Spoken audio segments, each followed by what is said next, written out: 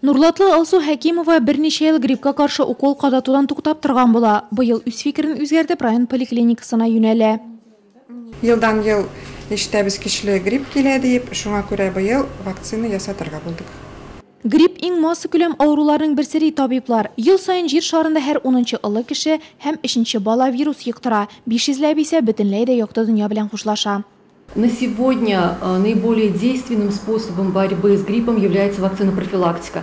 Бүгенге көндә гриппка каршы көрәшүнең иң үтемле усулы вакцина ясату. Россия Федерациясында халыкны иммунлаштыру максатында балалар өчен Ультрикс һәм балалар белән олылар өчен Сови грипп вакциналары кулланыла. Аларның составында бөтен дөнья сәламәтлек саклау оешмасы тәкъдим иткән грипп штаммы. Иң яхшысы гриппка каршы сентябрь-октябрь айларында прививка ясатырга кирәк. Вакцина ясатканнан соң 2-3 атна узгач иммунитет формалаша. Ул организмны грипптан 6-12 ай дәвамында саклаячак.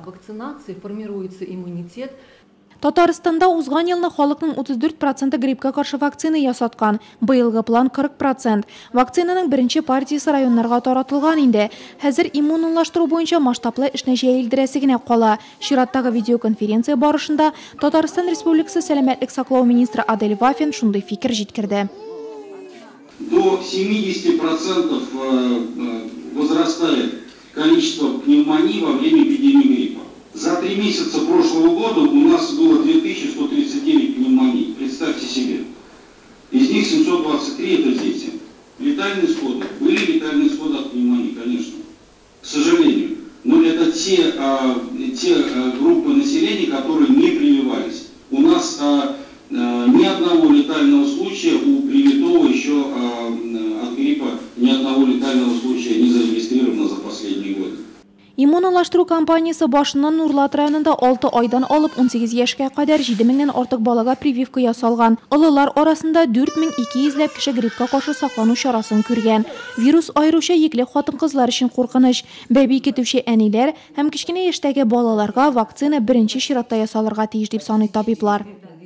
Я с уверенностью могу рекомендовать вам, милые наши беременные, делать обязательно эту вакцину. Почему? Мин йөкле хатын-кызларга вакцина ясатырга киңәш итәр идем. Чөнки вакцинадан соң хастаханәгә эләгү очраклары кими. Үлемгә китерүче сәбәпләр азая. Узган елдагы статистикадан чыгып әйтәм, 33 йөкле хатын-кызга вакцина кертелде. Өйләрендә авыручылар булса да, безнең пациентларыбыз барысын да җиңел уздырды. Шулай ук үпкә авыруы, вирус, грипп белән хастаханәгә эләгүче йөкле хатын-кызлар булды. Ләкин аларның берсе дә вакцина ясатмаган булып чыкты.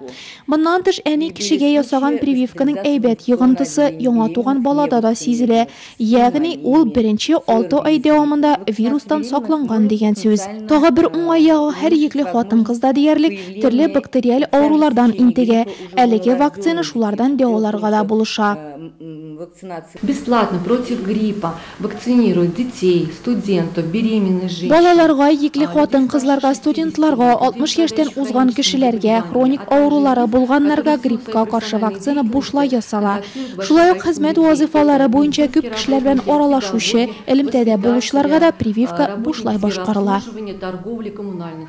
Узган елны Татарстанда 500 меңгә якын кеше грипп белән авырган. Быелгы статистика ничегрәк булыр, моны һәркем үзе хәл итә. Шулай да дәвалануга караганда кисәтү яхшырак дигәнгә, кисәтү арзанрак та дип истә булыр иде. Кыйммәтле дарулар сатып алырга калганчы, район үзәк поликлиникасына килеп бер укол кататуда җитә.